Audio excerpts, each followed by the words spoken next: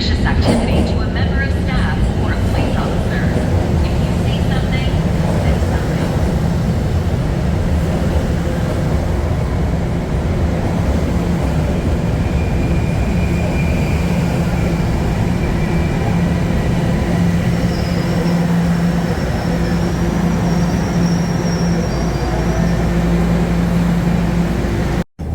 St. Clair Rest Station. Doors will open on the right.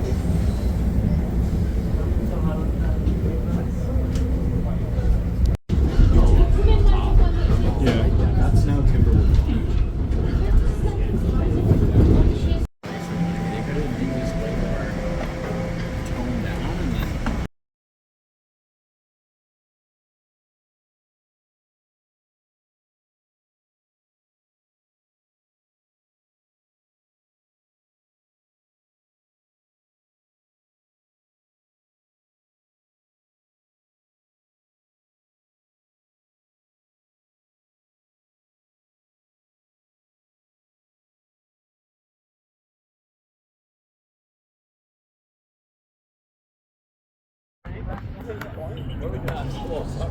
Welcome everybody, have fun. Welcome. Got a whole hike.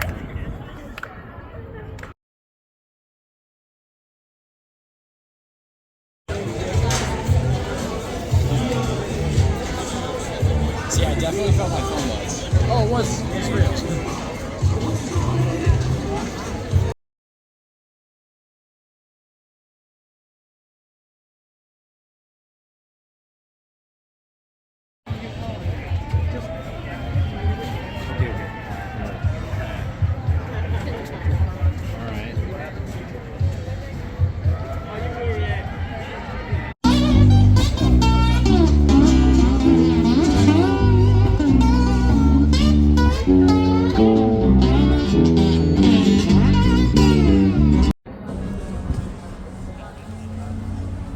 Oh, going for speed.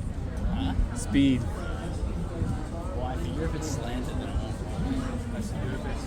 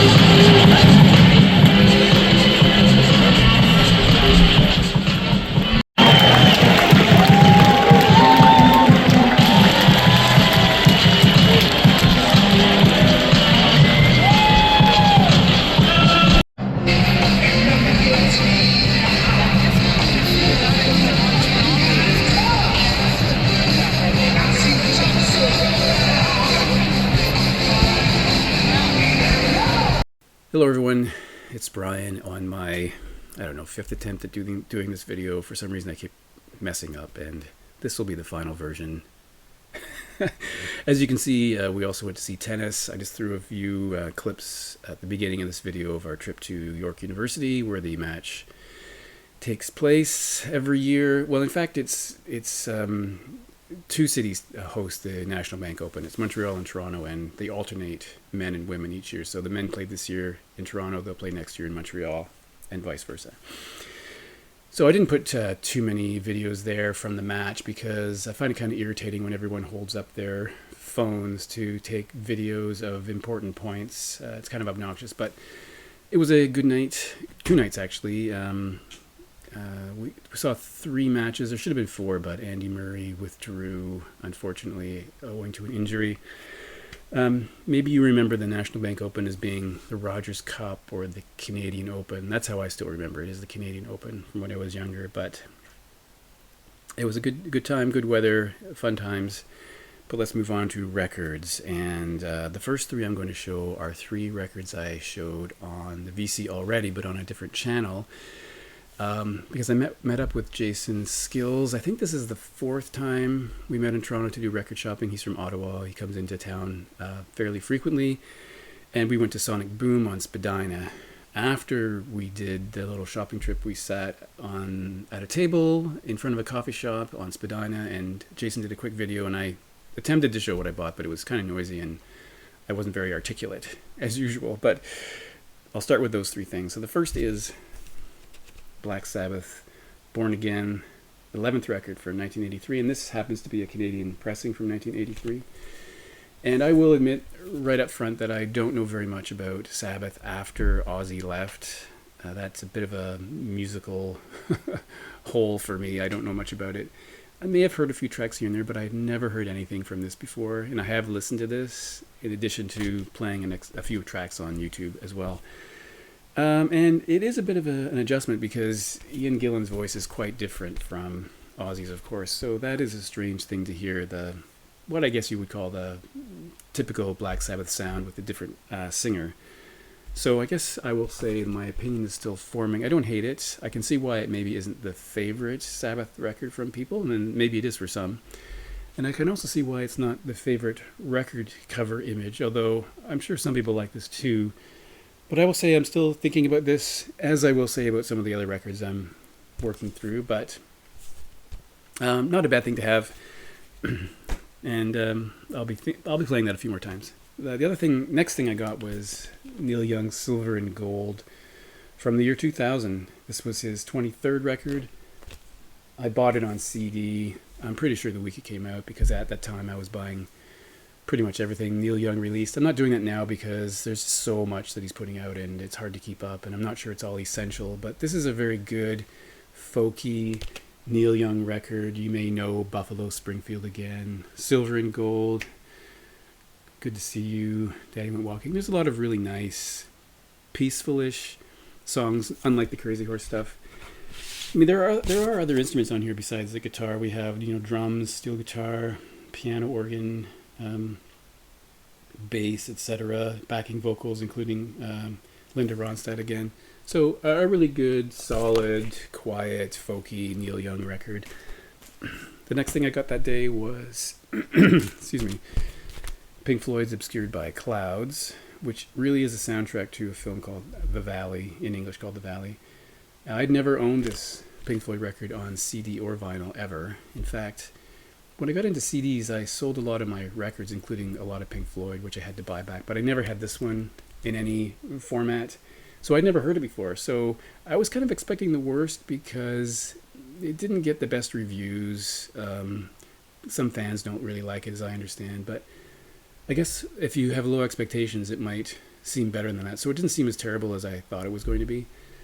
This, I said in Jason's video, was an early pressing. It turns out it's 1983 American pressing. This originally came out in 72. See, it has the remainder punch out there. So it sounds good. The pressing's actually pretty good, and it's really a really clean copy. So I'm not sure how often I'll listen to it, but it's actually not as bad as I thought it would be, and I quite enjoyed it. It was like hearing it for the first time. So the next record, I have to make mention of Steve at All the World's a Stage, because if you watch his channel, you'll know that he has mentioned certain bands repeatedly, and one of those bands is Porcupine Tree, and he's often promoted Fear of a Blank Planet as being his favorite.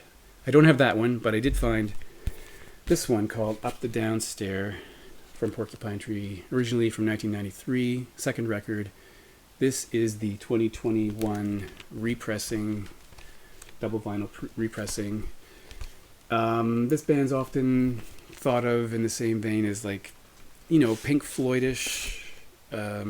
Also, some people mention Tool, and I can definitely see both of those influences. Now, I have heard some Porcupine Tree songs over the years, but not an entire record, so this was actually a good listen. I've listened to it 2 to 3 times, and I'd say actually I enjoy it. I think it's pretty good, and it suggested to me that I should get more Porcupine Tree in my collection because I think it's actually pretty good.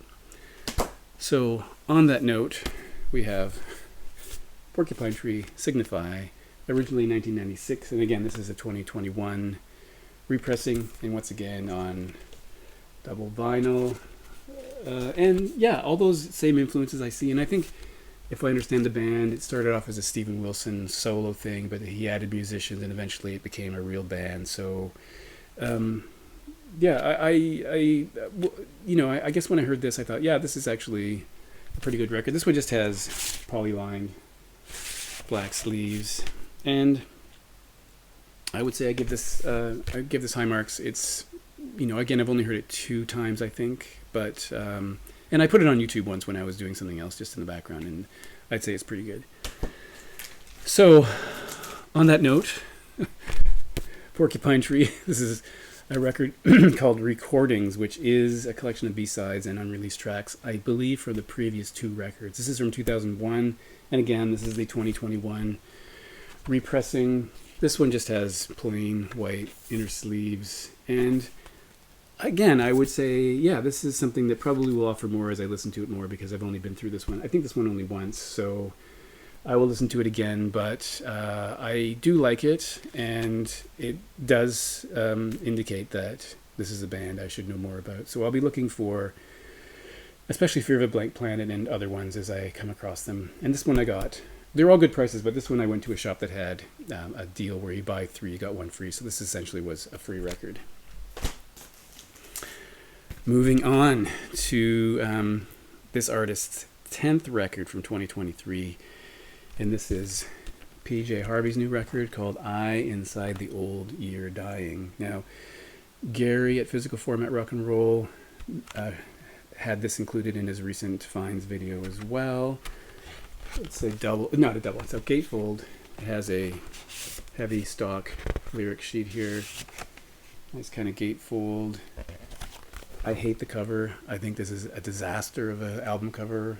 What are the, you can barely read PJ Harvey here. This is awful. The stick, I don't, I mean, she's a real talent though. She's a singer. She can draw. She writes poetry. I've seen some of her drawings and paintings. I think they were paintings. This should have been the cover, if you ask me. This is awful. And I couldn't believe it the first time I saw it. Just on just a color inner sleeve there. And this is very mellow, kind of atmospheric in a way. I don't know, I say ethereal a lot. Is it? I don't know. So this is good. I enjoyed it, but I think it's a record that will grow on me more as I listen to it more, because it is quite different from her first 5 to 6 records. And I know she's moved in this direction at some points. So interesting lyrics. I think there's a lot to get into there. Interesting writing, but not one that, I think this is a grower perhaps, but I do like it. I think it's good, and I think it's quality. So, okay, moving on. I picked up this record from Throwing Muses. This is called Hunk Papa. This is from 1989, 4AD Records, and of course, Kristen Hirsch and Tanya Donnelly. Tanya Donnelly went on to join Breeders and form her own band called Belly, a well-known indie band with very interesting music. I think it's very, very interesting. This is the back cover. So it's got this really rustic cardboard with this fold over. And this is the original 1989 pressing. Here we have the inner sleeve and the group there. Now I saw Throwing Muses in concert around this time with a friend of mine. And he's such a smooth talker that he managed to get us backstage. So I met the band so long ago, and it's funny that it took me this long to get a copy, but I don't see Throwing Muses records around very often. When I think of Throwing Muses, I think of one channel, and that's Mike from Play Vinyl in the Milky Night. He's a fan, and I always think of him when I think of this band. A guy with really good really good music taste. So yeah, I'm looking for more. I don't have everything from this band. So next item that I found is a band I will admit I don't really know very much about. Oh, I didn't say that. Throwing Muses is the third record from them. This is the 10th record from a band called Superchunk. This is in a die-cut sleeve. Nice sort of winter scene on there. Yeah, and this is one of the inserts, or the insert. This, I guess this is stencil. It's called I Hate Music from, did I tell you the year on that? 2013. Again, I don't really know anything about this band. And when I bought the record, let me just show you what it looks like first. This orange vinyl. I didn't realize till after I had bought it that it was in a used shop that it's supposed to come with a white 7-inch vinyl record as well, and that's missing, unfortunately. I didn't realize it was in there. The lead singer has a really interesting voice, and at first I thought, wow, that's kind of weird, but I guess it will grow on me. But that's a pretty good record. And speaking of Mike at Play Vinyl in the Milky Night, there's one other record that I got. This is the last one that every time I think of this band, I think of him as well, and that's Killing Joke. This is Hosannas from the Basements of Hell from 2006. Pretty interesting art. This is a heavy, heavy record. I mean, if you know Killing Joke, you know what I'm saying. That sound they have that's really heavy and kind of in your face. This is probably one of their better records from the previous few years when they got to this point. Yeah, I think this is kind of like a return to form, and this is a really, really strong record, which I quite enjoy. You know, all very lengthy songs. They're all at least 5 minutes or longer, and I think this is really good. So, very good. So that's, is that 10 things on this Final Find. So, anyway, I'll try to remember to put links to various things if I can remember, but thanks once again for watching. I'll talk to you later.